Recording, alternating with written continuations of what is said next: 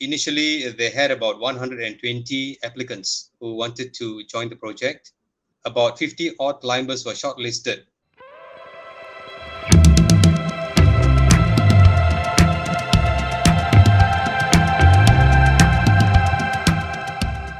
How long did it take for you and your team to start planning for this climb in 1997?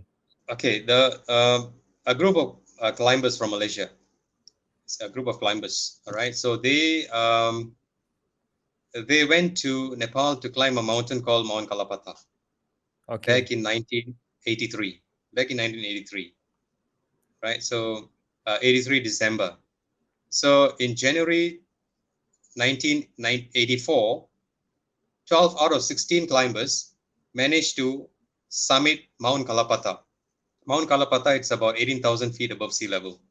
Right. So when this group of climbers came back to Malaysia, so they came back with a vision that is to prepare a team from Malaysia to climb Mount Everest 10 years from then. So what they did was when they came back to Malaysia, some of them, they formed the Malaysian Mountaineering Association in Right. 1986. Right. Okay. And then in 1988, they signed a memorandum of understanding with the Ministry of Youth and Sports to jointly undertake the Malaysia Everest 97 project. Right. And they also paid some money to the Nepal authorities to book a route to climb Everest in 1997. So Okay. that was the procedure then. You know, if anyone intends to climb Everest, they need to make a booking very much in advance. Right. But these days, it is not like that anymore. You know, you want to climb Mount Everest next year, you just make the arrangement this year and you can just go, because Right. climbing Everest has become highly commercialized in Nepal these days. But it wasn't the case then. So they made the booking very much earlier, and due to financial constraint, they could not kickstart the project almost immediately. So they had to wait for some years. They only started planning to climb Everest sometime in the end of 1994. Okay. So, and then they started advertising in the club's bulletin about the Everest climb, and they started gathering as many members as possible who wishes to be a part of the training program. So, initially they had about 120 applicants who wanted to join the project. After much discussions and meetings and short listings, about 50 odd climbers were shortlisted for the first training program, Right. which was done on Mount Kinabalu. So that was Okay. my second climb actually. So, but this time the climb to Mount Kinabalu was very different.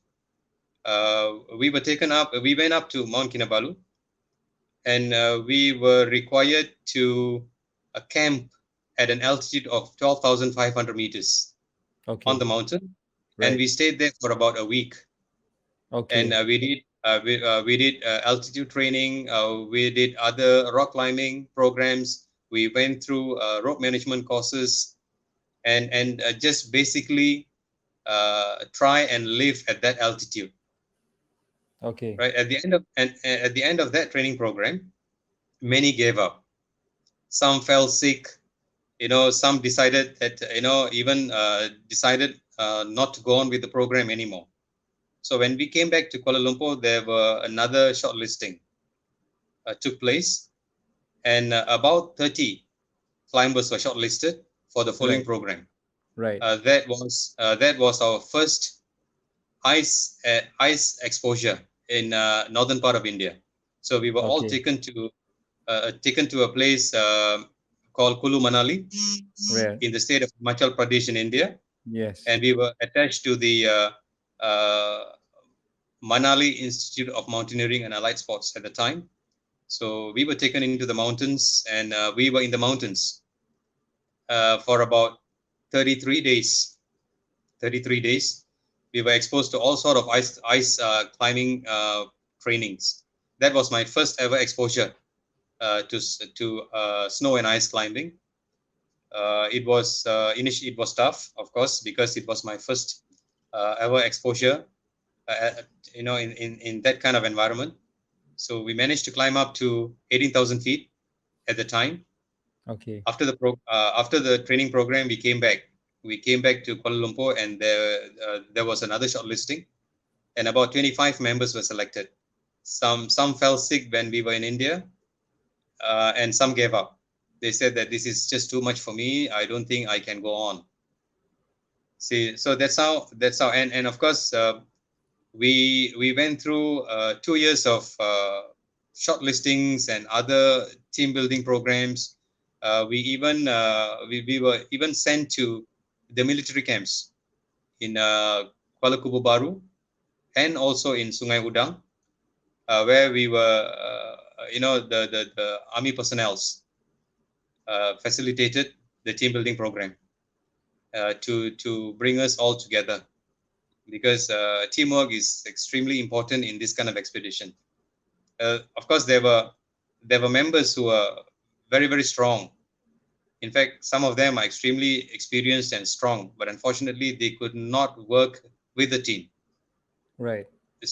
So they were not selected in Right. the end. Right. So these are the things, and the whole training program uh, was about slightly more than 2 years, and in 1996, in December 1996, the sports minister at the time, Tan Sri Muhyiddin Yassin, announced the final 10 climbers who would take up the Everest challenge and to bring up the Malaysian flag to the highest mountain in the world.